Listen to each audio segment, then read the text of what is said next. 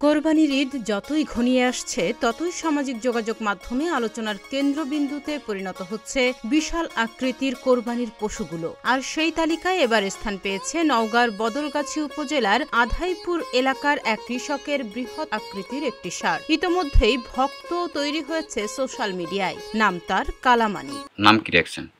কালামানি।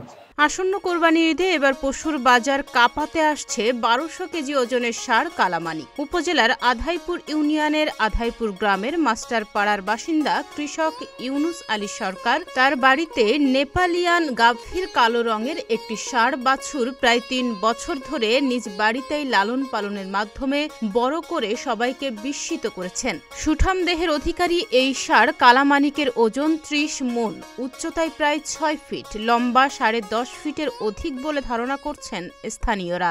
নাম কি রাখছেন? কালামানি।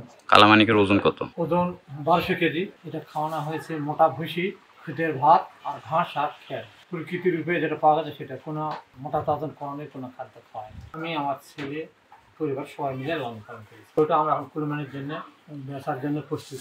দেখে শুনে আপনারা দাম দর করে নিতে পারেন। বাড়ি আধাইপুর, বদলগাছি উপজেলা, আধাইপুর গ্রামের বাড়ি। আমাদের নিজস্ব গাভী থেকে বাচ্চা বছর 11 মাস লালন পালন করার পরে বিক্রির জন্য মোটামুটি প্রস্তুত করছে। আনুমানিক ওজন প্রায় 1200 প্লাস। কালামানি ওজন 1200 প্লাস। প্রাকৃতিক যে খাবার, গুঁড়া ভুসি, খুদের ভাত, ঘাস, খড়। কুরবানিতে বিক্রি করার জন্য আমাদের ষাঁড় গরুটা মোটামুটি প্রস্তুত করছি এবং আলোচনার সাপেক্ষে বিক্রি করা হবে।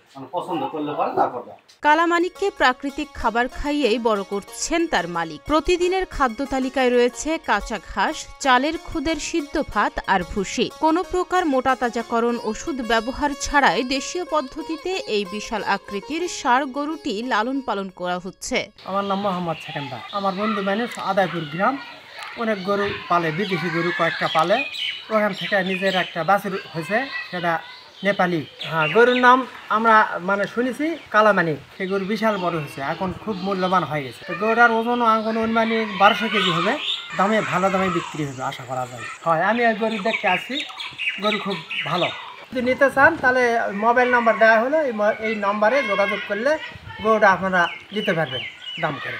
চলতি বছর আসন্ন কুরবানির ঈদকে ঘিরে এই উপজেলায় 54,467টি গবাদি পশু প্রস্তুত রয়েছে। স্থানীয় চাহিদা মিটিয়ে এখান থেকে দেশের বিভিন্ন অঞ্চলেও কোরবানির পশু সরবরাহ সম্ভব হবে বলে জানান বদলগাছি উপজেলা প্রাণী সম্পদ কর্মকর্তা। পবিত্র কুরবানি ঈদ, এই ঈদ উপলক্ষে খামারিরা ব্যস্ততম সময় পার করছে। তাদের সার্বক্ষণিক সহযোগিতার জন্য আমরা সর্বদা প্রস্তুত আছি। এই ঈদে বিশাল আকৃতির কালামানিক নামের ষাঁড় গরুটিকে বিক্রি করে মোটা অঙ্কের টাকা পেয়ে লাভবান হবেন কৃষক ইউনুস আলী সরকার, এমনটাই বলছেন স্থানীয়রা। তাহনিয়া ইয়াসমিন, প্রতিদিনের বাংলাদেশ।